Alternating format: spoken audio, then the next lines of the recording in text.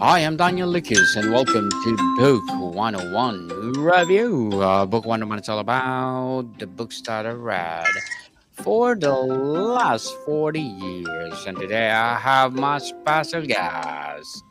He is an offbeat innovator, blending global sounds with local vibes, featuring standout collab, including Lee Wayne, Quavo, and some rising stars, no other than Mr.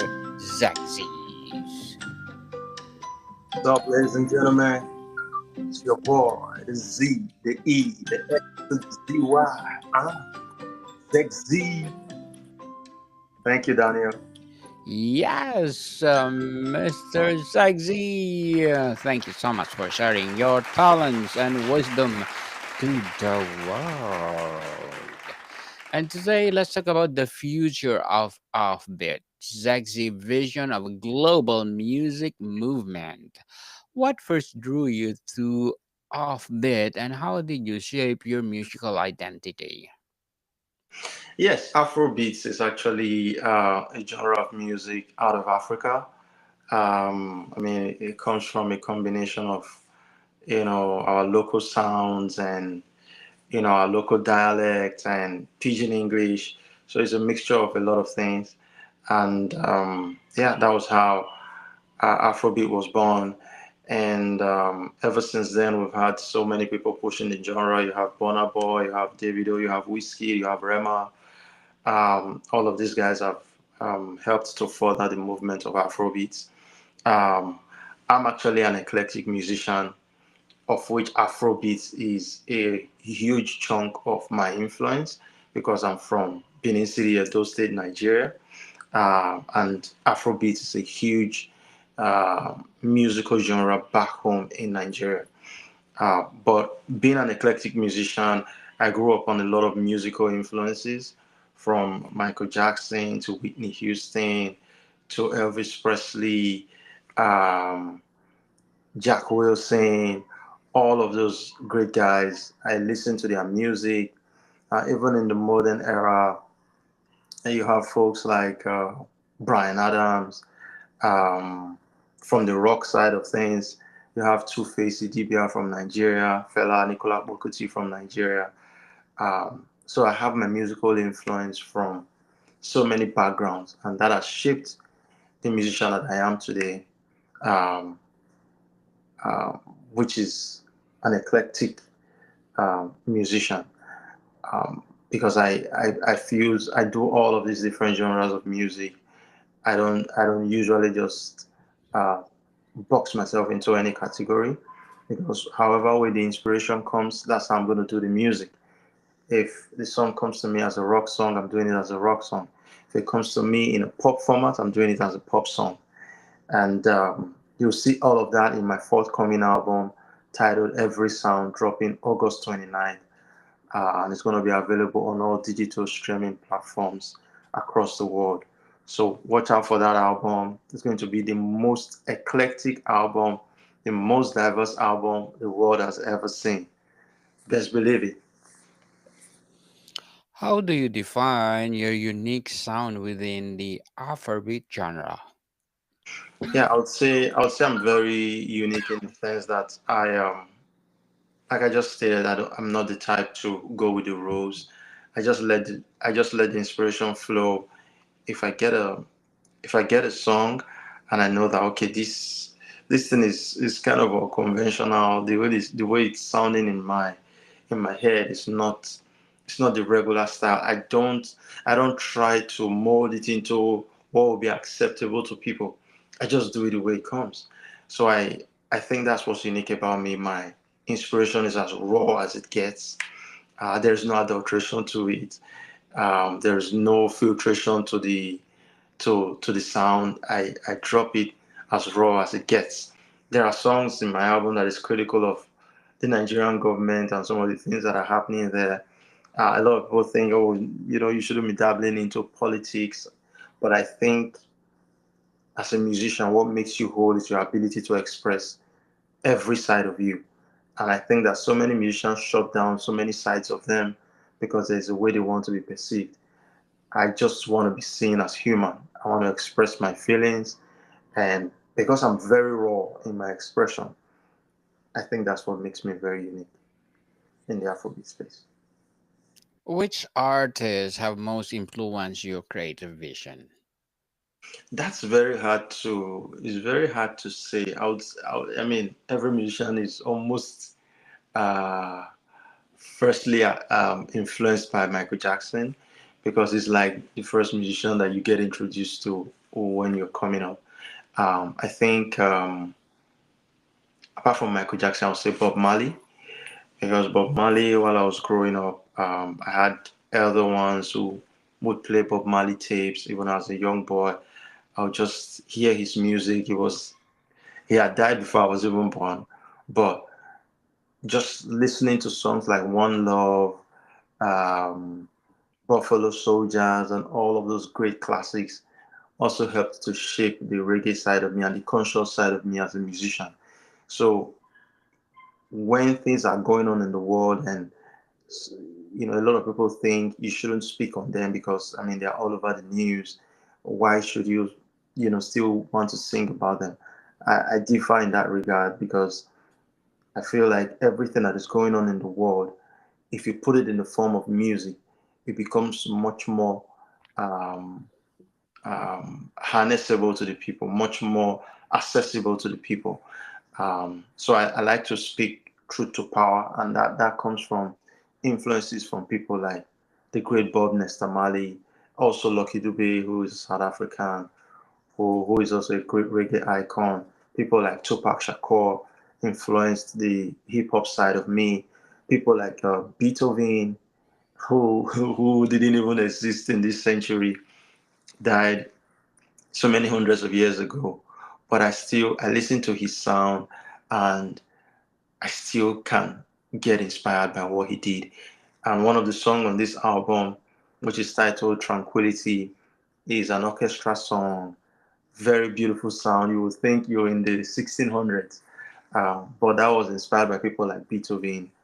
Um, so my influence is cross cultural. Even for somebody like Elvis Presley, I love the way he dressed. Of course, he died before I was born, but growing up watching American movies and seeing the way some people emulated his style, tried to dress like him during Halloween, and it really inspired my own way of wanting to stand out, just the way I present myself when I dress. So my influence spreads from all of these different grades and different eras of music. Interesting indeed, Mr. ZeXzy. And how do you balance honoring Afrobeat's roots while pushing its boundaries? How do I balance what?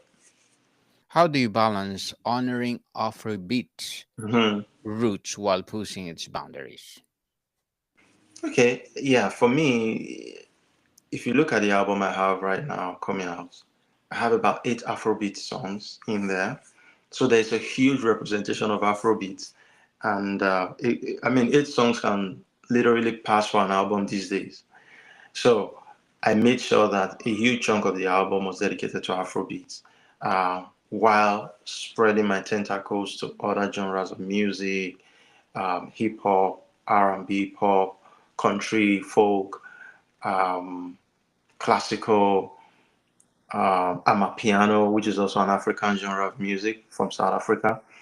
Um, so I think for those who love Afrobeats and who think that, oh, I should satisfy them with Afrobeat music, there is a lot for them to feast on this album.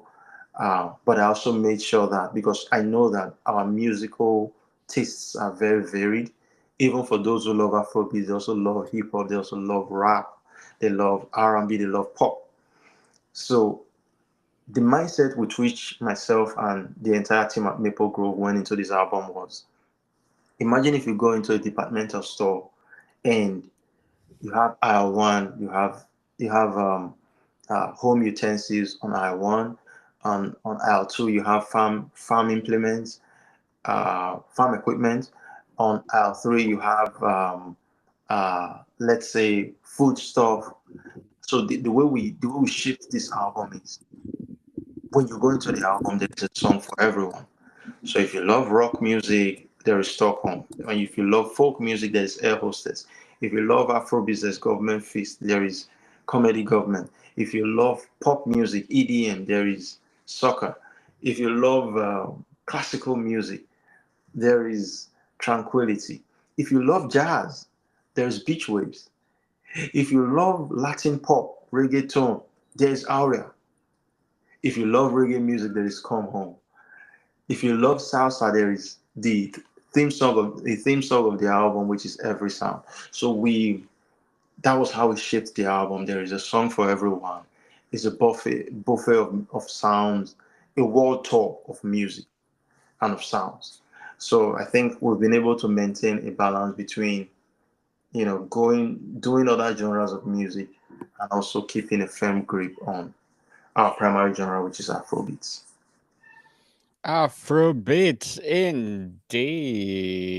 And Mr. ZeXzy, as a singer, songwriter, what are your short term and long term goals? Yes, the short-term goal is to, of course, drop this album and hope for a very great launch. Um, Hope that it touches every part of the world so that we can then build on that in the long term to expand uh, the reach of ZeXzy, the reach of Maple Grove Entertainment, because we want to be known to bring the best sound, the best music to the world. And in the next 10 years, we want to be so established as a foremost and the biggest record label in the world. We want to be able to sign artists from different parts of the world, from America to Africa to Asia to Australia. We want to touch every part of the globe because we are building a global brand. We're not, we just want to start from somewhere and then expand into this global brand that has various artists um, bringing their different sounds from every part of the world, because we believe that it is one human race. And that's what we've been preaching with our gospel, you know, just bringing people into the fold, bringing different genres of music into one album. And we intend continuing that message as the years go by. Just bringing different cultures together, using music as a vehicle to do that. Good luck to your goals, Mr. ZeXzy, and looking forward for more success. And what will be your piece of advice for those people out there who want to be like you? Yeah, my piece of advice is follow your dreams, follow your heart. Um, you know what your mind is telling you, you know what your instincts are telling you. And whatever comes to you as a goal or as a dream, it's not by mistake. It shows that you, as the person who that dream came to, can actually achieve it. If you could not, it won't come to you. And if you don't do it, trust me, God, the universe, whatever it is that you think controls this world, I would say God will take that same inspiration and give it to someone else. So for me, when the inspiration came that I should put together the most eclectic album in the world, the most diverse album in the world, it was a Herculean task to embark on. But myself and the entire team at Maple Grove, we didn't relent, we didn't flinch at the daunting challenge of changing tones, changing sounds, and changing styles. Going into the different songs, we did it. That's because we believed we can. Just like we believe we're going to take over the world using our sound and our music. So if you believe it, it's something that is possible. It's something that can happen. So don't stop believing.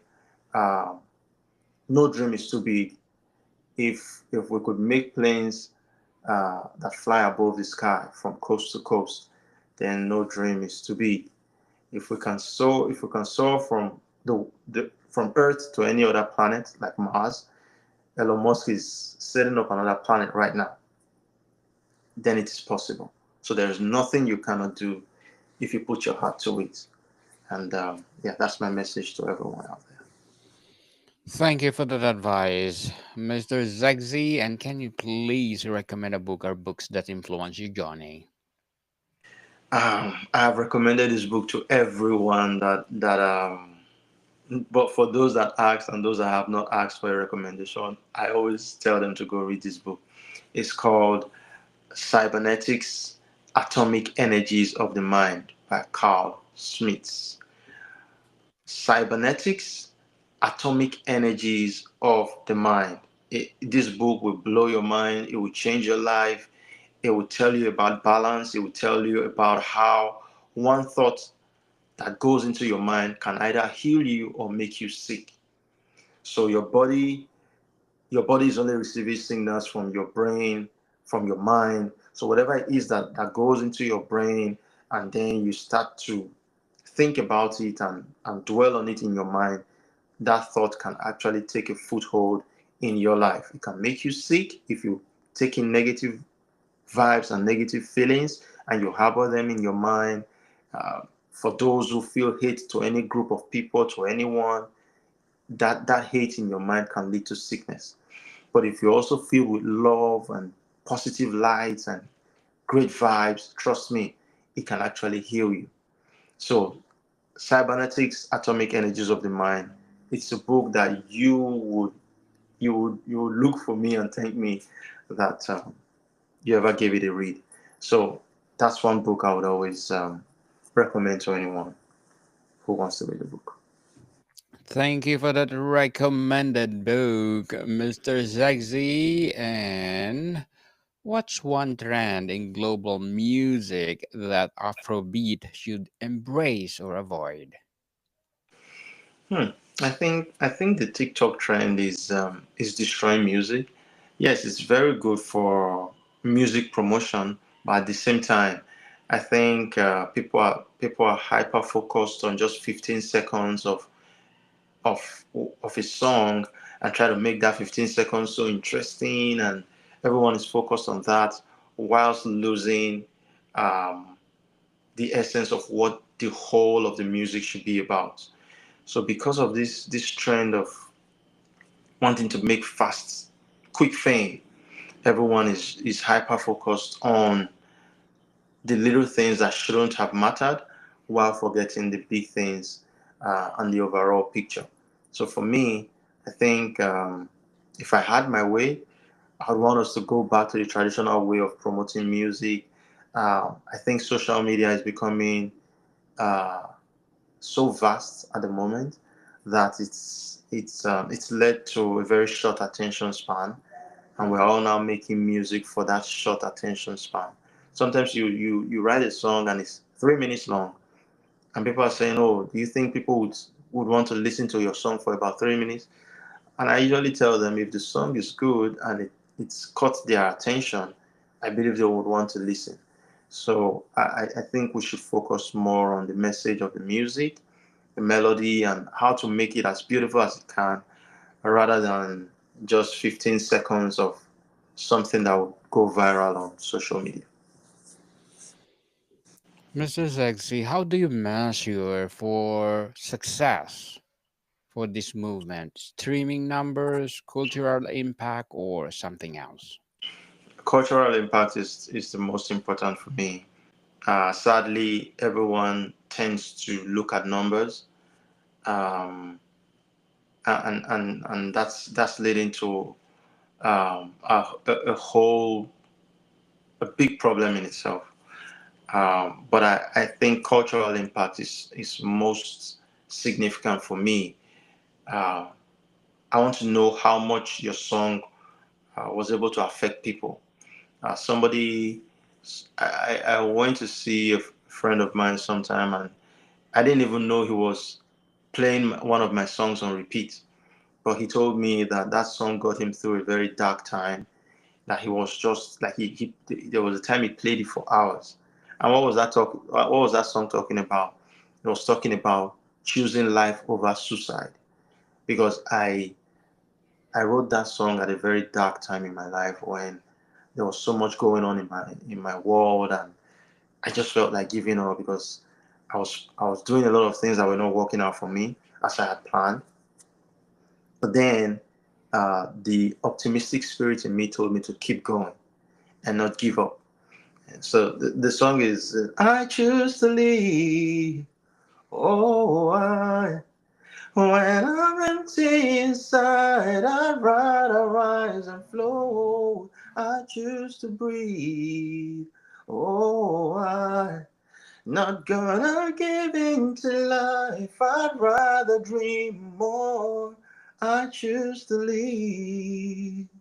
So the song is talking about, choosing to live, choosing to dream more, because actually, yes, you're empty because life hasn't given you what you think you deserve. But instead of drowning, look at the positive side of being empty, which is that you will rise to the surface and float. You won't drown.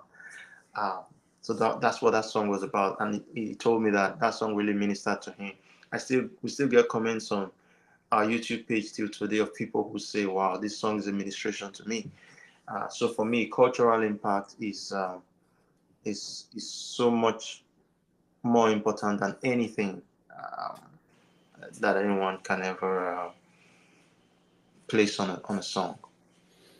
Very well said, Mr. Sexy. But before we wrap up our discussion for today, I'm inviting you to please do listen to my other podcast, people. My other podcast, because my abstract essay is already in fifth season, abstract poetry in second season, and my book 101 review in fifth season too. Comedy 101 in second season, and my food 101 in fifth season as well. Geography 101 in fourth season, and my baby podcast Law 101 and Mental Health 101. Love Letters in third season, and Movie 101 review and Music 101 in fourth season, and Science 101 and Sex 101 in its first season. Please listen to them wherever you listen your podcast. So, Mr. ZeXzy, if you could make one radical change to ensure Afrobeats longevity, what would it be? Hmm. What would I change radically in Afrobeats? Um, I mean, it's working right now.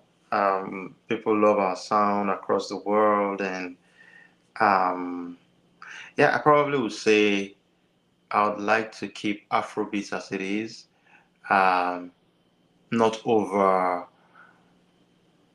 influence it with other sounds, just so that it can retain its authenticity. So for me, if I want to do a song in Afrobeats, I try to keep it as local as I can, using the Nigerian pidgin English or my very local dialect in Benin or another dialect in Nigeria. Uh, so I think I would want to keep it as authentic as it is, not trying to westernize it. I'm not trying to, yes, make it suit other climes. Just keep it African, keep it as pristine as it is. I think that's the best way to keep it unique and give it a long lifespan in the world of music. In the world of music, indeed. So, Mr. Sexy, thank you so much for sharing your knowledge and wisdom Thank you to for the having me. Thank you so much. world. And can you please invite our listeners to support your music, your advocacy, or whatever projects that you're doing right now? Yes, ladies and gentlemen, it's your boy, the Z, the E, the X to the ZY. ZeXzy, Nipple Grove Entertainment in the building. Please don't forget, August 29th, my first album, my debut album is going to hit the stores. It's titled Every Sound. It's the most eclectic album in the world. It's the most diverse album in the world. The best album you would ever listen to. So don't miss it. Set your date, set your calendar, set your reminders. August 29th, 12 a.m. is going to be launching across the different parts of the world. Every sound. It's going to be a seismic shift in the music space. And Maple Grove Entertainment is bringing it to you. So you can follow me on all my socials. Instagram at Mr. ZeXzy, MROZEXZY. On TikTok at KingZeXzy, KINGZEXZY. On Facebook, ZEXZY. On X, formerly known as Twitter, It's Mrozezzy. Thank you guys so much for having me. I love you. I love you. I love you. Thank you. Yes, people, let's support Mr. ZeXzy because if you support him, for sure, more and more empowering music to come. So, Mr. ZeXzy, thank you so much for your time. Thank you, Daniel. Have a great evening. Monica, people, see you soon.